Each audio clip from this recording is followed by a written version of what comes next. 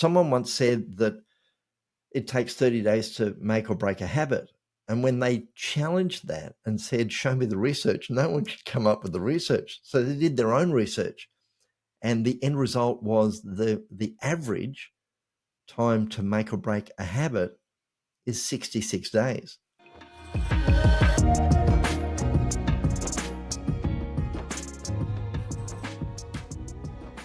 Good Friday, ladies and gentlemen. Welcome to the Weekly Bustle. I am your host, Ahad, today joined from now across the east side of the world. So last week we were on the west side and now we're on the east side. We are in the land down under in Australia with our good friend, Les. Les, it is Z with an S though. I would love to hear that story first. But Les is here. He's going to talk us through time management, and he has his book that I would love to discuss a little bit about. So without any further ado, Les, why the S? It's from my uncle, actually. It's great to be here. It's lovely to have the conversation. And my parents had an uncle, Leslie, Leslie. So it's very English. So in having an English name, they went, let's take his name and give it to our baby. So it became Leslie. So that's where that comes from. So when it's abbreviated to just Les, from the other part of the world, they go, oh, let's call him Les. And I'm going, I'm not less, I am more. So to get that corrected, all I need to go is, my name is Leslie. And they go, Leslie, because she can't go Leslie. Yeah, you can't go Leslie. That completely makes sense. I was also thinking, I've never heard the name Les, but Leslie also has LES. Yeah. It suddenly clicks. So that's good. Sorry to directly start that way, but how are you doing? How is it in the land down under? I'm really good. Just spent half the night in hospital with my son, who is in a fair bit of pain, and we weren't seen to, so we went home. And so I'll get off this one and check in with him to make sure he's okay. And it's okay. It's been going on for a couple of days now, so it's not a matter of he's lost a leg at all. So it's all good. Yeah, all good. Nothing that serious. No. All right, perfect. That's okay. At least we can have a guilt-free conversation then. Indeed. Because I also became a recent parent, 4 months old. So I don't know how I would feel if my child would be in the hospital. So I already felt guilt when I heard you say it. So I was like, oh no, we have to fix this now. But thankfully, all good. Thankfully, all good. Great. So let's tell us a little bit about yourself. My passion is productivity and time management, but I have a background in a whole range of things that came out of personal development. And we were talking just previously about me coming out of Tasmania, and I was working in health and fitness. And in working in health and fitness, my boss said, you need to come over from Tasmania to the mainland, which is mainland Australia. And we ended up in Sydney. And him and another gentleman did a personal development course. And in that personal development course, there was a time management session. And they said, you need to come and do this course. And I went, really? Do I really need to do this? Really? No, you really need to do this course. So it was a 6-day personal development training, and I really got to know who I was, how I ticked, and what worked, what didn't work, how I was operating in the world. And then on the back end of that, there was this time management 3-day, well, 2.5 days, and the same presenter was doing this time management session. And it really revolutionized my world. I went from what I call drifting Dennis to someone who was goal-directed. I was achieving what I wanted to achieve. I had systems, I had plans, and most of all, I had goals. And I'll just take you back ever so slightly. When I got out of high school, the gentleman who I went into the hotel game, my dad was in the hotel game, and he said, whatever you do, don't go into the hotel game. And I went straight into the hotel game. I was a porter. And the gentleman that was my boss, Mr. Finney sat me down at his desk, big desk, dark office, mood lighting. And he said, Les, get goals. short-term goals, medium-term goals, long-term goals. Get goals, Les, get goals. And I left that meeting going, what is he talking about? What are goals? I don't understand. This doesn't make any sense. It was foreign language to me. And come full circle, X amount of years later, someone said you need to have some goals, and here's a way to achieve your goals. And it did. It changed my life. So I've been using the same system now for over 30 years and achieving some what I believe my goals, achieving them, as opposed to I'm not achieving what I want in my life. I'm achieving what I want in my life. So it's already a good start. You have built a system over 30 years thanks to really good role models at a young age. I think it's a privilege in that sense because, like me, for example, I never had a really good role model. My dad was the best person in my life, but he was not really goal oriented, right? He was getting by. It's a cultural difference. He was all about putting bread on the table. That's his goal. That's his work. And then he can just sit around, watch TV the whole day and relax and earn the relaxation that he gets. So I was always a bit more active. My wife says I actually have ADHD. I did not get diagnosed, to be honest, and I am scared because I try new things all the time. I want to try things. I come from the world of agile. I do not know if you know the world of agile. Yeah. So just to explain to you, and of course, the mostly the audience, Agile is a project management framework that works on the concept of continuous improvement, right? So the concept is the same. You break everything down to very simple things we learn in productivity and time management as well. You break it down into smaller chunks and try to deliver as fast as you can so that you don't really start with the project, a lot of documentation, and by the end of 6 months, you go back and see, oh shit, this is not what we wanted. So, you break it down. So I try to do a lot of these things. So in that world of Agile, there's a very famous thing an Agile coach told me. He says, stop starting and start finishing. And that really, really resonated with me because Leslie, I can tell you, I love doing new things, right? But I hate finishing them. I cannot go in for the long haul. So why don't you tell us a little bit about why we generally fail at reaching our goals and where time management comes into play? That's such a big question, such a big question. Why do we fail with the goals? There's so many parts of that, but let me just take one step back with what you just said. I have a part in, I have a coaching practice, I have a time management practice, coaching practice. And in the coaching practice, I talk about, are you a starter? Are you a continuer? Or are you a finisher?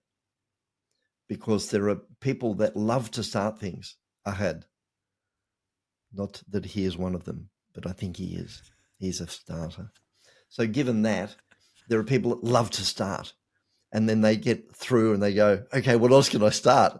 Oh, don't worry about finish. Let me give you something. So what's that shiny bright object over there? Let me go for that. Oh, look, a butterfly, and I'll go for that, etc., etc.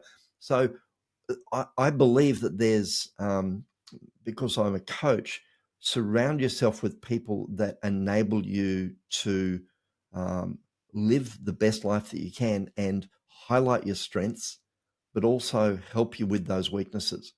So if you and I were in a coaching session, I'd be going, how can I help you finish that task or that project?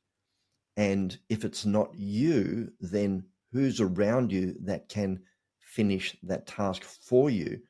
And you become a part of the team that starts things and other people finish it. So from a team perspective, that's very, very helpful. From a personal perspective, when it comes to goals, you've got to look at, are they rooted in something that you really, really, really, really, really, really want to do? Because if you're passionate about it, you will make that thing happen no matter what.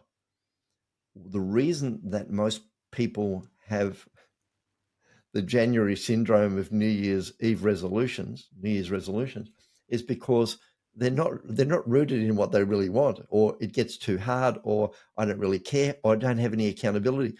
Nobody knows. So if I stop it, it's okay because nobody knows. And that's what happens. It's like, nah, who cares? Doesn't matter. Whereas if you say, I had you and I, let's go to the gym every day for January, guess what? I'm not going to let you down and you're probably not going to let me down. So in that accountability, we help each other do what we said we were going to do and create the fitness that we want over the time of January. And we get to the end and go, how was that? Do we want to do it another month? Let's reassess, etc., etc. So goals need to be directed into things that really mean something to you. They need to be, like, for me, it's got to be aligned with your purpose. Now, this is a very big, deep subject. Like, what's your purpose for being on the planet? But it's a great one when you go, why? Like, for example, let's go into coaching mode. Ahad, why do you do this podcast? Well, I do it for this, this, and this. Yeah, I understand that, but why this, this, and this? Well, I want to do this, this, and this, or get this result. Yeah, but why do you want to do that? And you break it down and down and down and down and 5 down whys, yeah.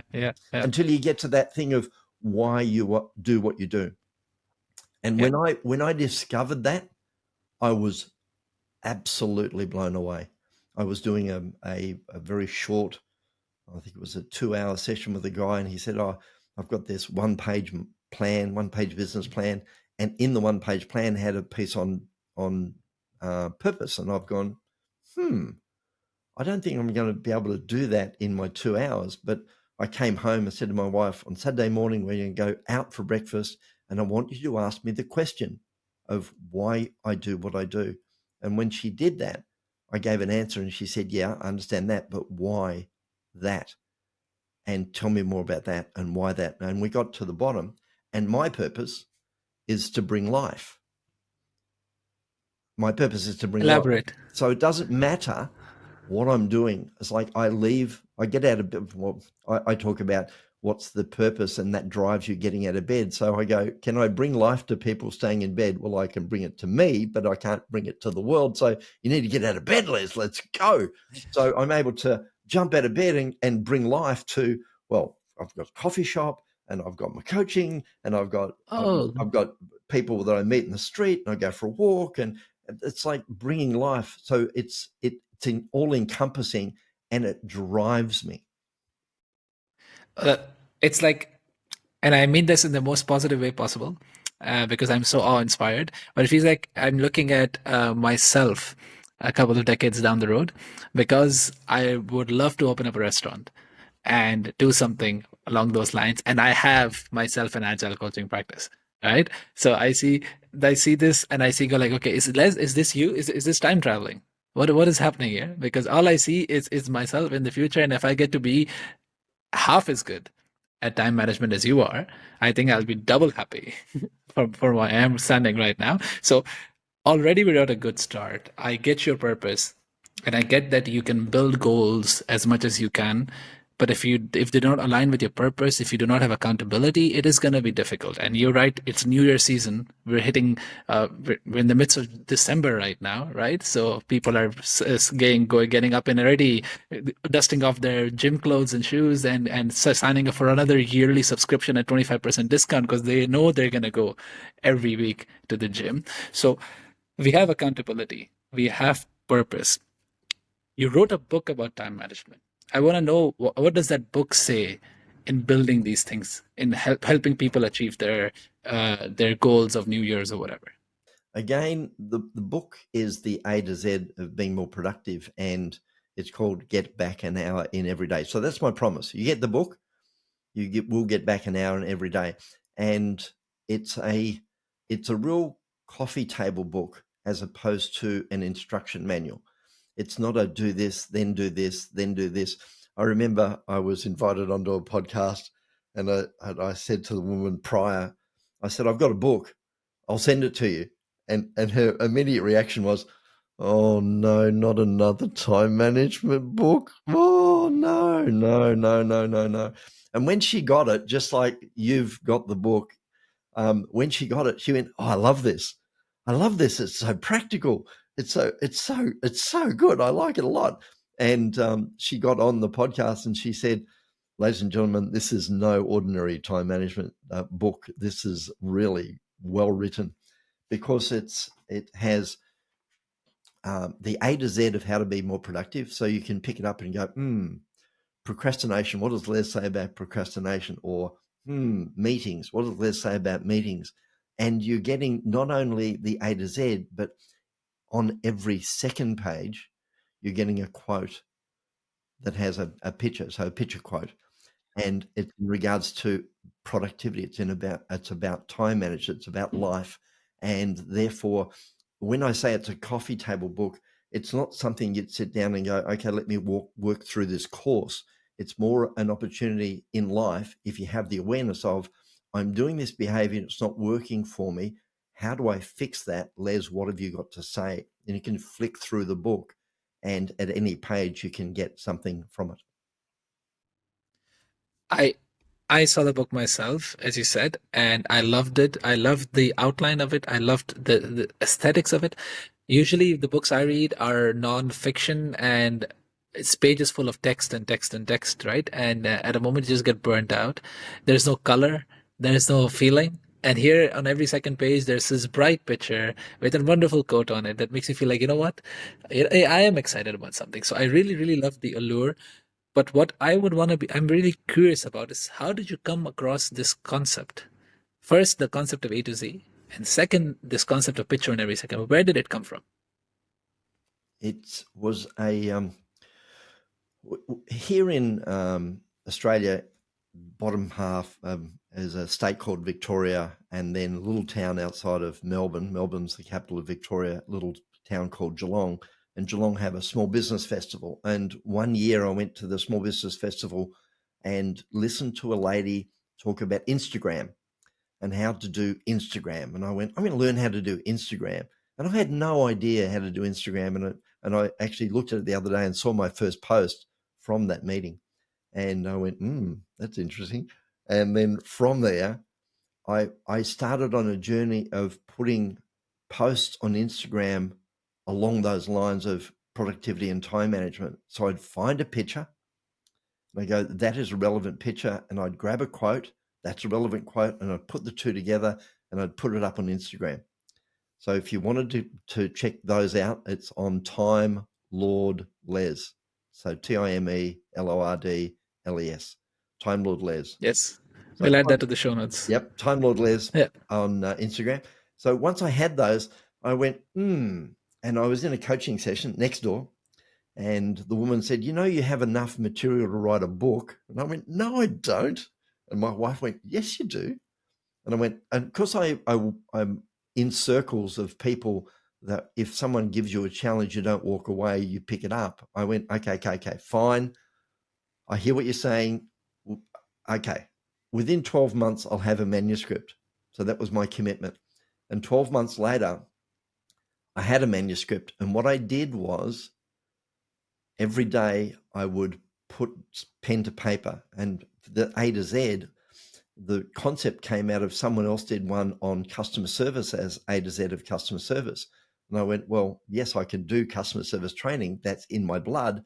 However, I need to do one as an A to Z of productivity and time management. So let's just go through the alphabet, shall we? And find out what words would be A, or attitude, avoidance, awareness, and you move on and you go, let's go to B, or B has brainstorming and breaks and busy.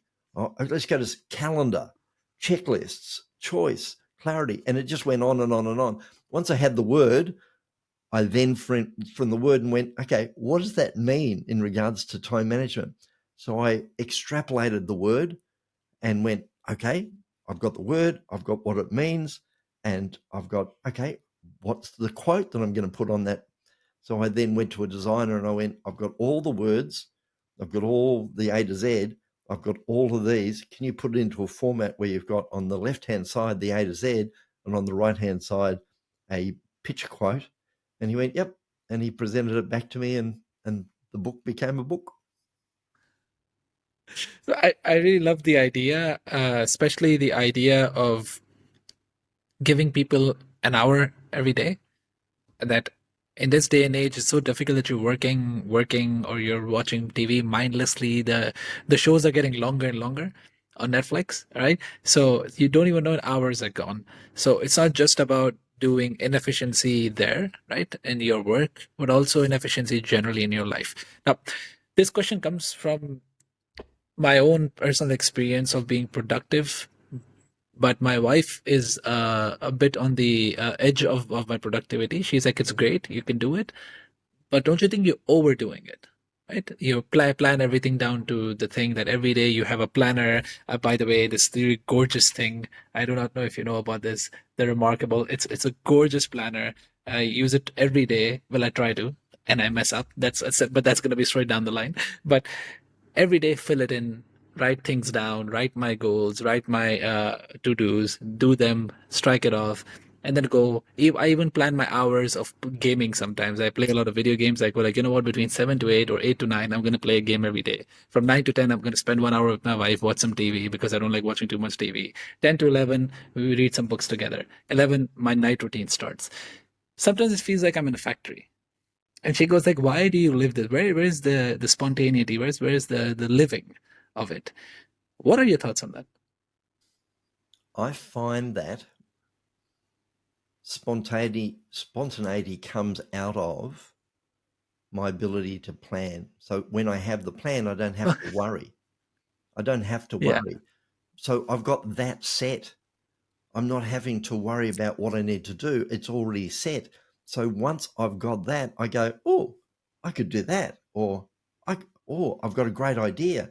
So the spontaneous, it's like and one of the things that I tell people is don't make your calendar back to back to back to back to back to back.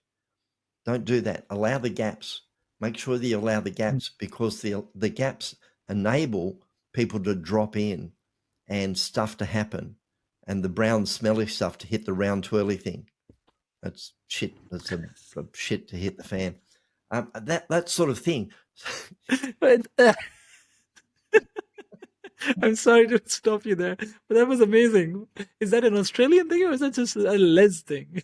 No, it's an Australian thing. No one wants the shit to hit the fan, but it happens. You're going through life, and then it explodes, and you go, "I didn't plan for this."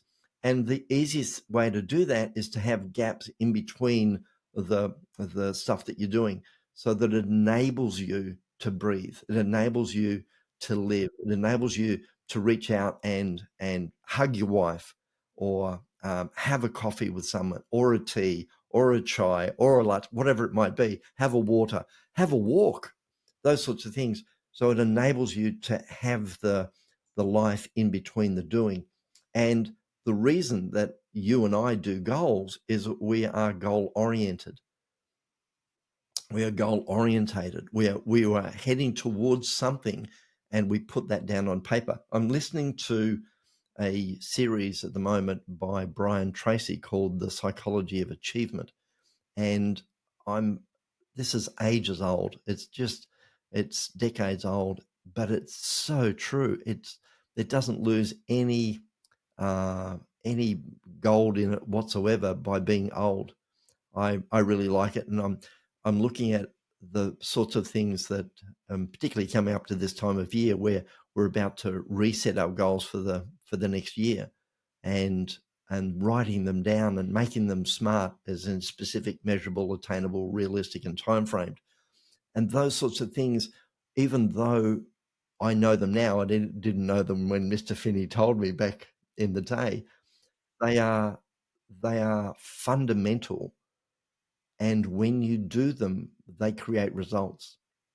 Just the process of writing your goals down is an opportunity to move you towards what it is that you're after, as opposed to being like me. Before I did my personal, I called myself Drifting Dennis, because I didn't have any purpose. I wasn't achieving anything. You'll see the story in the book about how I drifted, and it's all about drinking with my mates and chasing girls. And I don't do that anymore. No, I have a wife, I have children. It's all good. So now the drifting Dennis days are over, basically. Exactly. But here I would like to challenge you a little bit. I love the concept. As you said, we both are the same, right? In that sense, we're goal oriented. We believe, I'm assuming here a little bit for you, but we believe that the purpose and a life well lived is like a life of continuous improvement, right? You want to keep moving a little bit. You don't want to sit still. I do not like the fact when people I say this, and the thing that comes into my mind is like, if you're standing still, you're going backwards, or if you're not moving, you're dead. Those kind of things. So I do get this sentiment. What people on the other side of the aisle challenge me about is like, but why? What is so wrong with being a drifting dentist? I'm enjoying my life. I'm fulfilling my responsibilities. I have a house over my head. I have people I'm feeding mouths. I'm doing good. I'm doing as much as I want to do. Why is that a problem? Not a problem, but there are choices. And I'm a man of faith. So based on that, I'm going, how can I live my faith out for the betterment of the people around me? So therefore, my gift, and that's another story. What's your gift? What's the gift that you bring to the world? And we can go into that at another podcast. But in having the understanding of what your gift is and that you have a mission on the planet to deliver that in some way, the people that come to me and ask me that question of what's so wrong with sitting back and relaxing and not doing anything apart from meeting my obligations is, if that gift inside of you, if you got to the age of 95 and looked back, what would you have been a disappointment if you never achieved? And people go, oh, I should have written that book, or oh, I should have started that business, or oh, I should have. It's like, well, are you doing that now?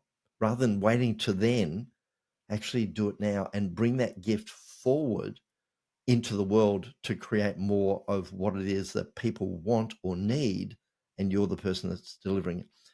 You said something earlier. You're either, the quote that came was, you're either green and growing or ripe and rotting. And for me, it's a continuous improvement opportunity. I don't think I didn't do university. I've trained in universities. I've actually trained people and done that, but I'm not a university graduate. And yet I'm continuously doing courses and reading books and bettering myself because I can pass that on.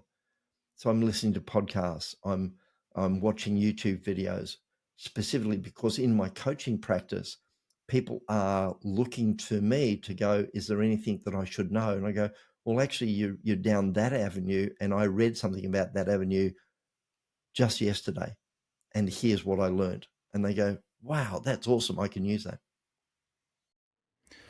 That is so interesting. I also love to read, listen, and watch a lot in terms of gaining new things. So before I have some questions about what you said, but before we even move on, I would really am interested in, what do you listen, watch, and read every now and then? Is there any one YouTube video, one podcast, or one book that you can recommend for the listeners? The book would have to be Get Back an Hour in Every Day by Les Watson.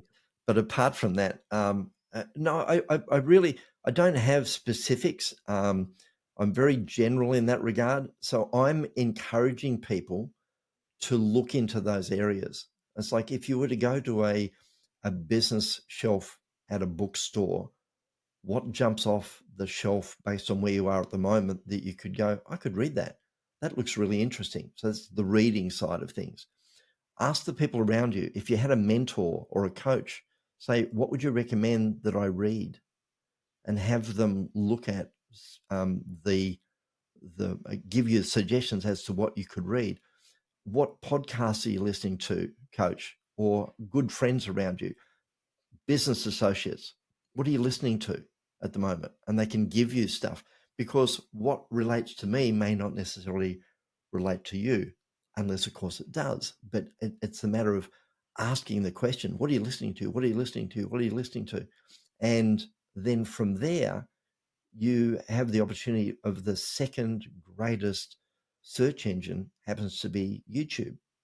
So you come up with the thing of, okay, I'm currently doing Brian Tracy, The Psychology of Achievement. And if I put that into YouTube, I'd be able to get the visual and the YouTube videos on The Psychology of Achievement by Brian Tracy. So any topic. So rather than just Google it, you could YouTube it and you find visual education enabling you to go further and do more, just because you stuck it into a search engine. I hear advices, but I do not hear a recommendation yet. Okay, so I've got a couple here. I'm just going to grab them. All right, here we go. Here we go. Yeah. So I I listened to this guy speak recently. No, not recently, a couple of years ago, and his name is Dr. John DeMartini, and he has the values factor. And Yeah. I heard him speak, and I went, "That man can deliver a message that's so on point." So when I found out about it, I rang the library, and they said, "Oh, yes, we've got that book. We're about to throw it out." And I went, "No, you're not. Oh, it's soiled. It's got a stain on it." I said, "I don't care. I want that book." So The Values Factor by Dr. John DeMartini. So that's a Yeah. really, really, really, really good one. And again, comes from purpose and value.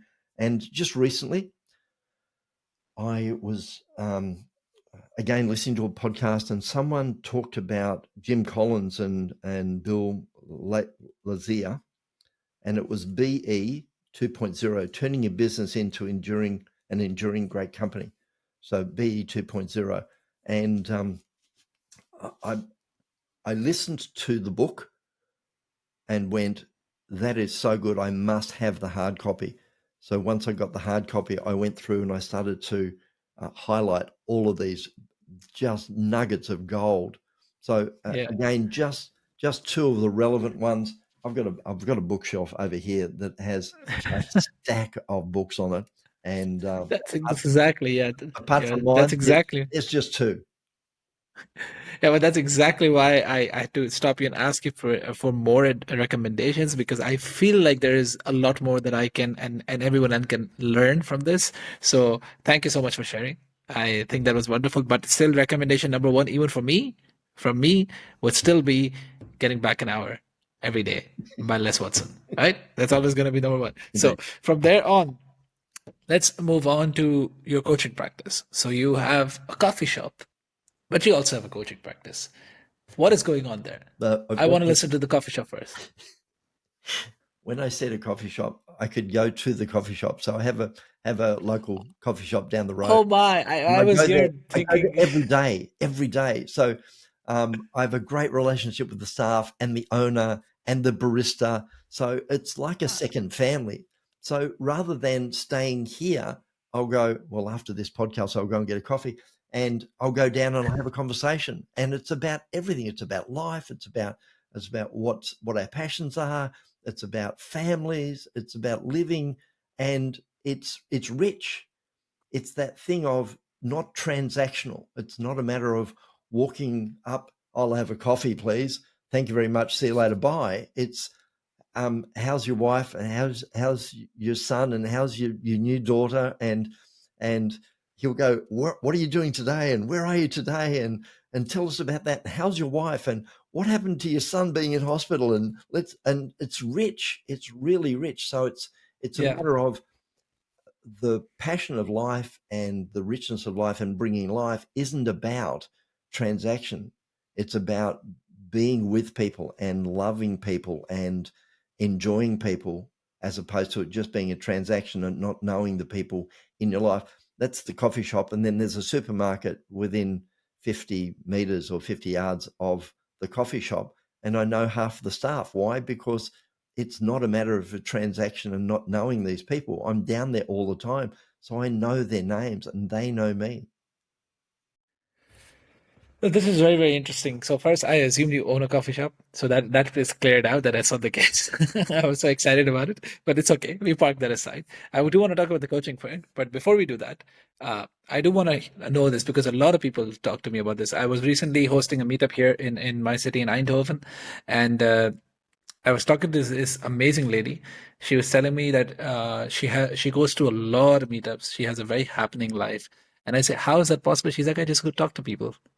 And I'm like, how do you do that? Now, people look at me, Les, being having a podcast and the way I talk and everything. They go like, well, "It must be very easy for you as well. Ahad. It feels like you talk normally." I'm like, "Yeah, but for the life of me, I cannot go to a random person and just start talking out of nowhere."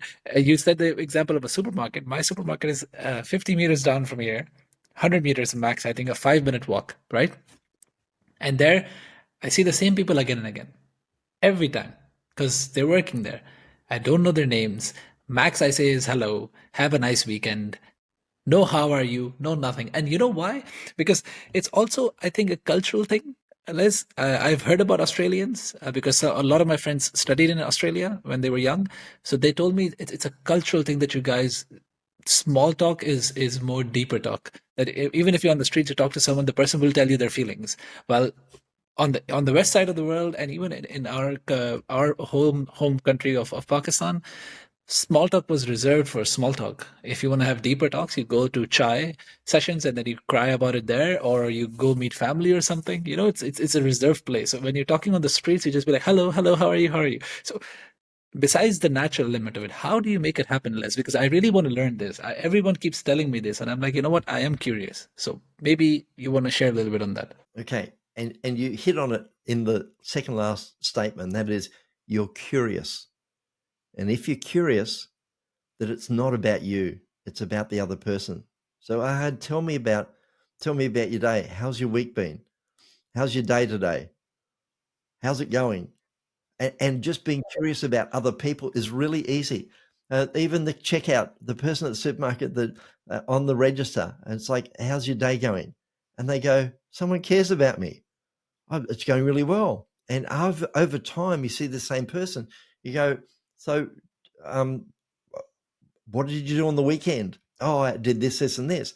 And then the next week, you can go, are you still doing that thing that this, and this? And they go, yeah, did it at the weekend and it was wonderful. So you're creating a tapestry of conversation that comes out of being interested in other people, as opposed to me coming out and talking all about me, all about me, all about me, all about me. They don't care about me. They care about themselves. So if you can just ask the question. I went to a networking event last night and I had a lovely time, just an absolute delightful time. So caught up with so many different people that I hadn't seen for a while. And yet there were people there that I hadn't met. And I said, so what do you do? And tell me more about that. And wow, that sounds really interesting. How did you get into that? Just being interested in other people takes the angst out of networking. It's just a matter of being interested in other people. You're like the fifth bazillion person who's told me this, that it's all about being curious, Ahad. But I'm telling you, it's not that easy. It's not that easy. I go up to a person and I go like, how was your day? They go like, oh, good, good. That's it. That's it. I don't get anything after that. And I'm like, I'm trying to thread the needle, but there's nothing there. What you said, what I picked up on right now in your statements, what you said was time, right? You go once, you just ask, how are you? See your day. They might not reply. They might reply coldly. But then you go again the next day or the next week and then you ask again. And then the next week and you ask again. So I think that element is very, very important, because that consistency of it breeds trust. That they go like, this person is asking me for like 10 times. And their name. If you can find out their name, if you can call them by name, it's the sweetest word in the English language. And when I say English, my language, in their language is their name. And they get called their name from birth. So it's a really sweet name. And when it's called out in a room, they go, hold on, that's my name. So when you talk to someone and use their name, we're getting completely off the topic of time management, but that's beside the point. We're having fun. Stop it. It's really a connection of, they're not talking about anybody. They're not talking to anybody. They're talking to me and using my name. Therefore, they're interested in me. There's a great saying that people don't care how much you know until they know how much you care.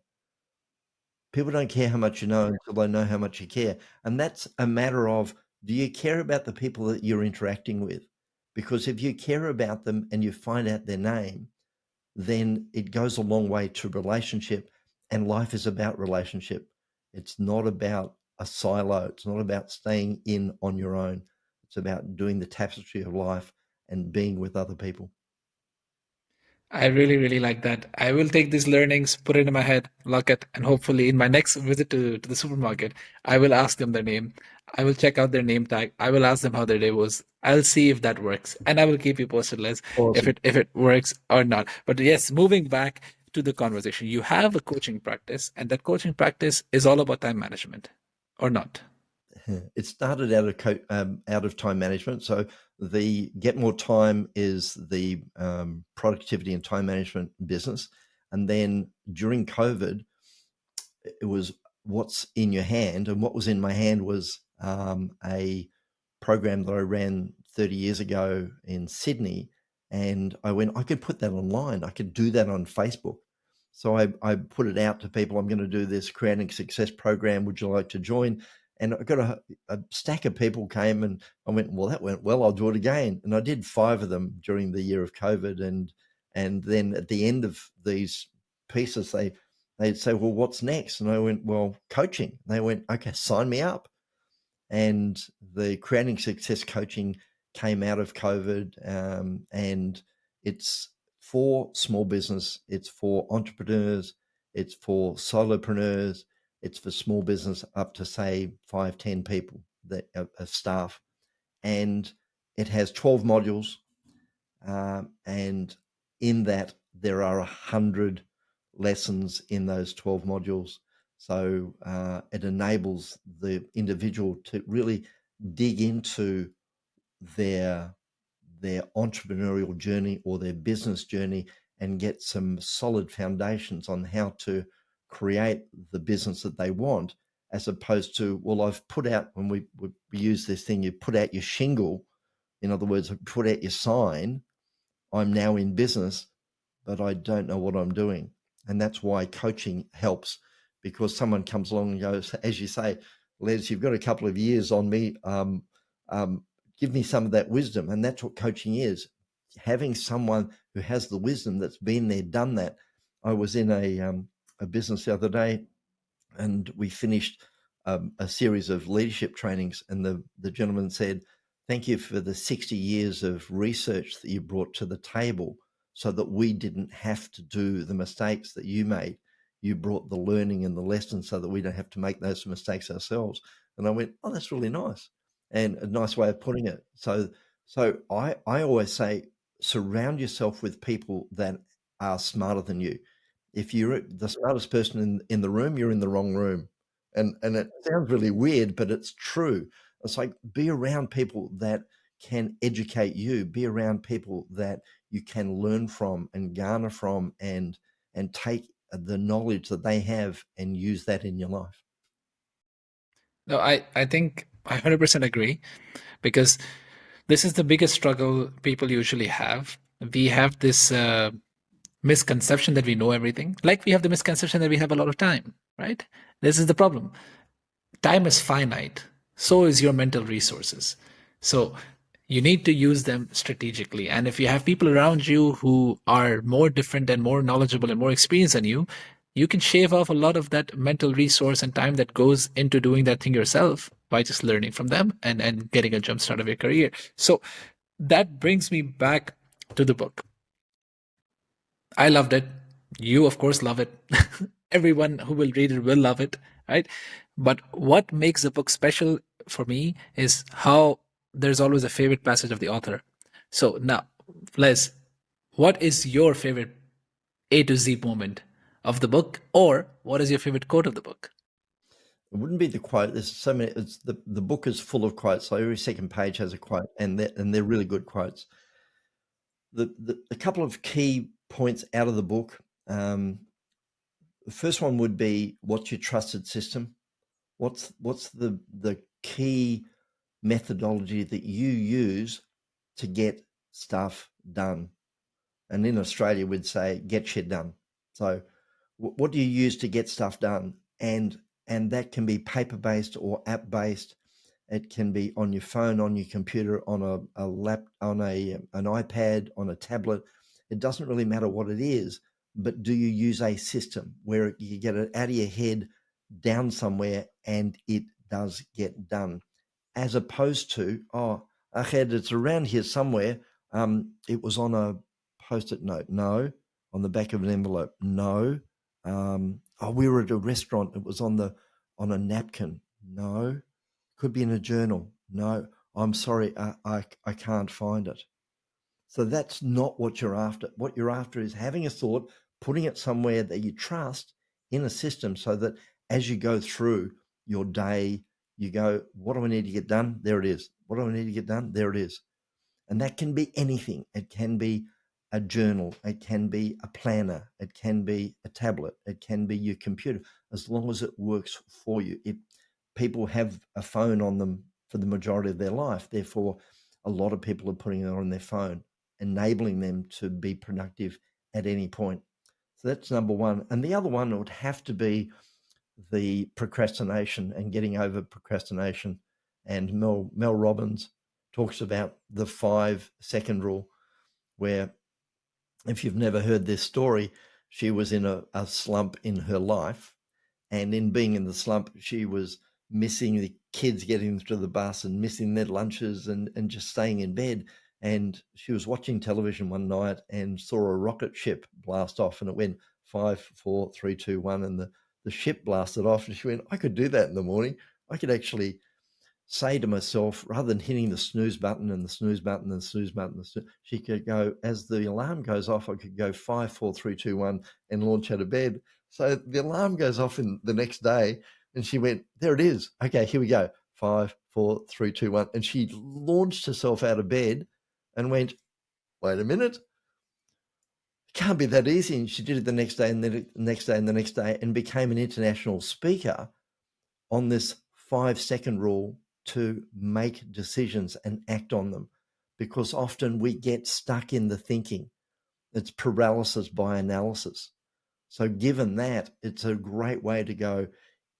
If it's within your realm to be able to do it, it's in your integrity and it lines up with your goals, and you can do it, why don't you do it? Why don't you just go ahead and do it and have the courage? And someone once said, I think it was out of the movie about the zoo, is that all you need is 10 seconds of insane courage. And most of us kind of don't. We just kind of wimp away. And I go, no, take the bull by the horns and be active and be courageous and see what can happen, and you'll surprise yourself.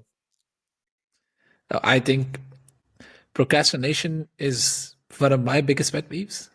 As mentioned this, I have systems. I have morning rituals. I have evening rituals. I have a lot of things. What I really loved was this breathing thing that you talked about, right? Breathing spaces in the middle, right at the start of the conversation. So this part, the last part of our conversation, I want to talk a little bit of practicality. So 5-second rule is an interesting practicality. Writing stuff down in a planner and whatever is a good idea. So why don't we take some time right now to find good ideas to beat procrastination and be able to, basically enable a person to reaching their goal. So what other recommendations do you have in beating procrastination, in setting your priorities straight? So you were saying planner, a tablet, a phone, but that's not enough, right? Even if you use the notes page on your phone, it can get messy, right? And then you're not keeping track of it. So anything around those areas that you think would really help us get shit done? Yes, and start with the simple stuff. Start with the simple stuff. So one thing that we're talking about is have a system. So if you don't have a system, just start there, grab a system, and it can be as simple as a spiral bound notebook, and start from there, that you take that around with you, or it's your phone, or it's a tablet, whatever that might be, or a planner. So have a system and then work with the system. So people often ask me, what's the best app? And I go, the one that you use. Because people go, oh, I'm going to try this, I'm going to try this, I'm going to try this, I'm going to try this. And then they bounce from app to app, and they never actually dig into one and give it enough time. Someone once said that it takes 30 days to make or break a habit. And when they challenged that and said, show me the research, no one could come up with the research. So they did their own research. And the end result was the average time to make or break a habit is 66 days. some as long as 250, some as short as 15. But for the general person, me being a general person, it probably takes 2 months. So given that, can you get into a routine? And if we were beside each other, living in the same city or working, I would go, Ahad, let's do this together. Come on, let's do this together. Let's do this for 2 months so that we keep each other accountable and do the routines and the schedules for 2 months and see what happens. So it's not something you have to do on your own. I've got a model, and it's an easy model. It's EA, S, and Y. EA for external action, because a lot of people have the thinking and they don't do the action. So I say, at least get into action, do something, and you'll get the feedback. So that's the EA. The S is support. Don't do it alone. Get people around you. Get a mentor, get a coach, get a trainer, get someone, even your best mate, to hold you to account, that enables you to progress with what it is you're after. And the last one is a huge one, and that's the yes, or the internal focus. Because a lot of people go, well, this will never work for me, this will never work for me, it will never work for me. And guess what? It never works for them. It just doesn't. Why? Because they talk themselves out of it. And that's like, whether you think you can or whether you think you can't, you're right, because you're the one that's in control. And a lot of people, listening to Brian Tracy recently, a lot of people actually program themselves for success by what they think and what they say and what they listen to. And the end result is they create success. And you go, what's the difference between them and us? Is what you think and what you say. So if you want to change your world, change your thinking. If you want to change your world, change what you're saying to yourself. So is the cup half full or half empty?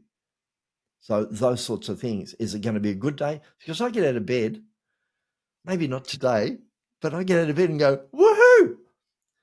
Come on, let's go. I wonder what exciting things there's going to happen today, because there's bound to be something amazing going to happen today. And every day something amazing happens. Now, I've got other people in my life that go, oh no, that never happens to me. I get the bad end of the stick, and I've got all these bad people, and my car breaks and this, that, and the other. And I go, the difference is a whole lot of mental attitude. And I just go, where car spots, parking your car. People go, I can never find a parking spot. And I go, I can find a parking spot. I just go, where's my parking spot? And I get one every single time. And that's another story, and it's a big story. But know that your thinking matters. What you think about matters. So if you go, I'm always late, I'm always late, I'm always late, you will always be late. If you say, I hate Mondays, you will hate Mondays. It's reaffirming. It's basically a self-fulfilling prophecy, right? When you believe it, you unintentionally make it true. It's not like the universe makes it true. You make it true by your own actions. Yep. And it's very, very interesting, because in my day jobs and wherever I am as a scrum master, what I do is the same thing. I wake up, I tell people, I meet my team, and I believe a good team is a team that, knows each other rather than just knows the work. So I always ask them, okay, what did you guys do yesterday? And did anyone do something interesting?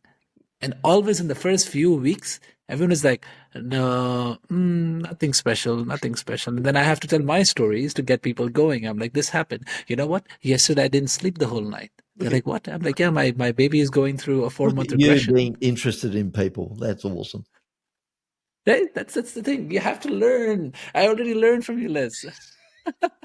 So I ask people, and I'm like, I didn't sleep the whole night. And now I'm running on 2 hours of sleep and a lot of water to stay up and conduct this meeting. And they go like, what's so interesting about that? And I'm like, that's the thing. You have to find your own interest. Mm-hmm. Make it interesting. You tell me you made pasta in the night. I'm going to ask you what kind of pasta. I can make it interesting, but I cannot make it interesting by that supermarket person, because that's difficult. You can do it. You can do it. You can go, Les told me I can do it. I'm going to do it. I'm going to do it. I'm going to keep reminding myself. Now, this has been wonderful, Les. We are closing in on our final basically the end game. So we want to close this up a little bit. So before we do that, I want to know a little bit more about the book. Where is it available? Where can people get it so that we know it's still there out to be purchased? And what about anything else from your side that you want to share? Any links will you say will be added to the show notes so that people can reach out to you accordingly? Where can they find you? And everything else to close off the session. Awesome. So the book is available on my website, which is getmoretime.com.au. So it's get, G-E-T, more, M-O-R-E, time, T-I-M-E, getmoretime.com.au. And there's a store on there. So it's /store. And you'll be able to get the book there. You can get it either in a physical version, and I'll send it anywhere in the world, or you can download it immediately and you can get it as an ebook or a PDF version. So that's the book, and that's available on my website, getmoretime.com.au. And I've got something like, he's asking me to pay money. Well, how about I give you something for free? There's a landing page that I've got set up that you can download the 25 time tips for busy people. 25 time tips for busy people. And that's just getmoretime.com.au /time tips. It'll be in the show notes.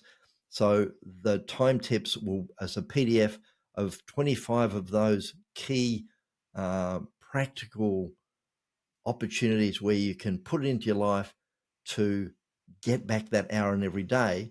And yes, it's not the book, it's just 25, whereas the book has over 90 opportunities to learn how to get back the hour in every day. And anyone can contact me on my website. There's a get in contact.